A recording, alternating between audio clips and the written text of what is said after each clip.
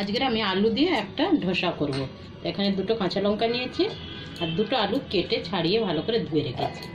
এবার মিক্সি জারে দিয়ে পিষে নিচ্ছি। এবার দিয়ে দিলাম 1 চামচ নুন দিয়ে দিলাম। এবার ভালো করে পিষে নেব এটাকে। এবার এই আলু পেস্টের মধ্যে 1 কাপ সুজি দিয়ে দিলাম, সাথে 1 কাপ জল দিয়ে দিলাম। এবার একসাথে পিষে নেব এটাকে। এখানে আলু আর সুজি আমি পিষে নিয়েছি, এরকম হচ্ছে পাতলা। এবার আমি চাল গুঁড়োটা দিয়ে দিচ্ছি এর মধ্যে। 1 হাতা দিয়ে দিলাম চাল গুঁড়ো, ভালো করে পিষে নিয়ে ফাটিয়ে নেবো। আর একটু জল লাগবে, আমার পাতলা হবে একদম। এবার আমি জিরে, একটু গোটা জিরে দিয়ে দিলাম।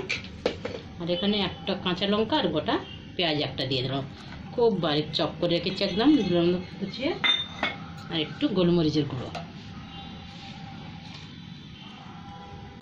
আরও 1 কাপ জল দিলাম। এখানে আমার টোটাল লেগে গেল 2 কাপ জল করে হয়ে গেল।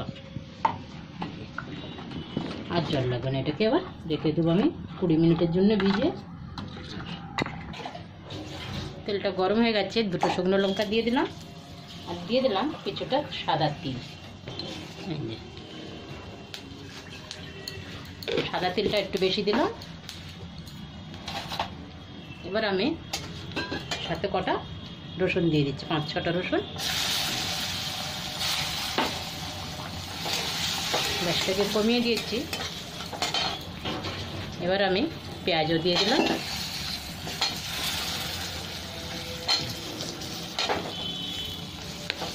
পেঁয়াজটা একটু ভেজে নেব।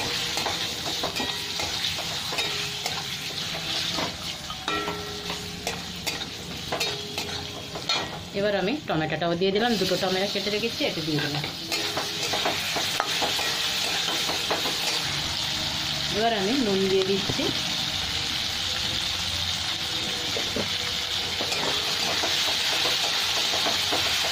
এবার ভাজতে ভাজতে টমেটো গলে যাবে, তারপর আমি গ্যাসটা বন্ধ করে দেব। পেঁয়াজ টমেটো আমার ভাজা হয়ে গেছে। এবার আমি গ্যাসটা বন্ধ করে দিলাম। এবার ঠান্ডা হয়ে গেলে পিষে নেব। এবার আমি ফ্রাই প্যানে তেল লাগিয়ে নিয়েছি। এবার 1 হাতা করে দিয়ে দিচ্ছি আলুর ধোসা। তৈরি করে রেখেছি, এটা খুব পাতলা হয়েছে।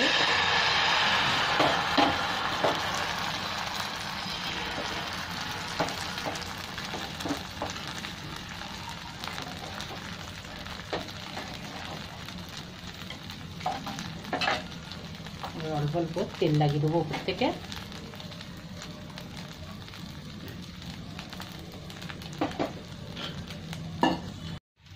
এখন ধোসা আমার হয়ে গেছে, আলুর ধোসা। কি সুন্দর লাল লাল হয়েছে। চলো, এখানে ধোসাও হয়ে গেছে আর তিলের চাটনি আমার হয়ে গেছে, খুব সুন্দর হয়েছে।